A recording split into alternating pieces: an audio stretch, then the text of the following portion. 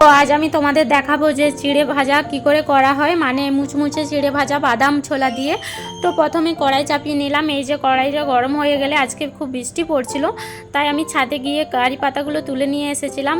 এই যে ছাদের থেকে কারি পাতা তুলে নিয়ে এসেছিলাম, তারপরে জল দিয়ে একটু ধুয়ে নিলাম। তো তারপরে আমি কড়াইটা গরম হয়ে গেলে এখানে কারি পাতাগুলো দিয়ে দিলাম। কারণ বৃষ্টি পড়ছিল, ভেজা ছিল পাতাগুলো, না হলে রোদ্দুরে শুকতে দিলেও অনেকটা শুকিয়ে যায়, দিয়ে তারপরে মিশিয়ে দিলেও বেশ একটা ভালো লাগে। তো তারপরে এখানে এগুলোকে আমি তেল দিয়ে ভেজে নেব। প্রায় এখানে শুকনো হয়ে গেলে, জলটা টেনে গেলে দিয়ে তারপরে এখানে আমি তেল দিয়ে ভেজে নেব। সামান্য একটু তেল দেবো, বেশি দেব না।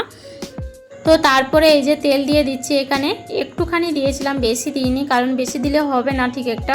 দিয়ে তারপরে এই যে কড়াইতে আমি দিয়ে দিচ্ছি এখানে বাদাম। তো আমি চিড়ে ভাজার সঙ্গে বাদাম মেশাবো, তো বাদাম খুব একটা ভালো লাগে না বাদাম দিয়ে, তাই বললাম যে ঠিক আছে, আমার যখন ভালো লাগে না একটু কমই দেবো, কারণ বেশি দিলে আমার খুব একটা ভালো লাগে না, জানি না কেন বাদাম খেতে খুব একটা ভালো লাগে না।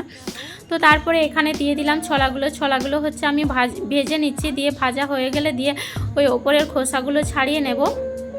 এই যে ভাজছি ভালো করে একটু, কারণ একটু অল্প আঁচেই ভাজতে হবে, কারণ বেশি দিলে পুড়ে যাবে। দিয়ে তারপরে সবগুলোকে মিক্স করে নিয়েছি, মানে বাদাম আর ছোলাগুলোকে মিক্স করে নিয়েছি। দিয়ে তারপরে একটু ভেজে নিচ্ছিলাম, কারণ প্রথমবারে একটু কম ভাজা হয়েছিল, মানে একটু নরমই ছিল, বেশি মুচমুচে হয়নি। তো মুচমুচে হলে খেতে বেশ ভালোই লাগে। দিয়ে তারপরে এই যে কুড়িয়ে নিলাম সবগুলো।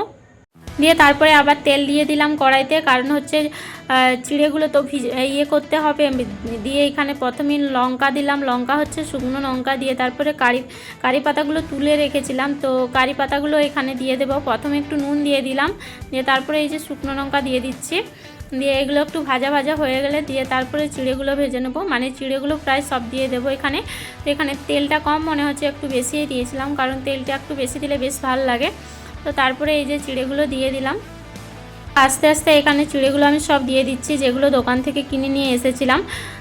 তো চিড়েগুলো খুবই সুন্দর, বেশ অনেকটা সাদা টাইপের ছিল, বেশ একটু মোটা মোটা ছিল। তো চিড়ে একটু পাতলা হলে বেশি সুন্দর লাগে। তো এখানে সব মিক্স করে নিচ্ছি। তারপরে এই যে সব আমি ভালো করে একটু ভেজে নিচ্ছি আস্তে আস্তে, মানে মিডিয়াম আঁচে ভাজতে হবে, খুব একটা বেশি আঁচ দিলে হবে না।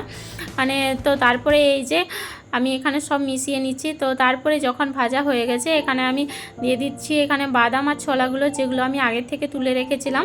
তো এগুলো মিশিয়ে নিলাম আস্তে আস্তে সবগুলো দিয়ে। তো আস্তে আস্তে সব অনেক কটাই চিড়ে ছিল, তো আস্তে আস্তে সব মিশিয়ে নিলাম। তো একটু ভাজা হয়ে গেলে দিয়ে নামিয়ে দেব। তো এটা খুবই ভালো শরীরের পক্ষে, আমরা সকালে খেয়ে থাকি। তো বন্ধুরা, ভিডিওটি কেমন লাগলো? ভিডিওটি ভালো লাগলে like, comment, share and subscribe করে দিও বন্ধুরা। টাটা।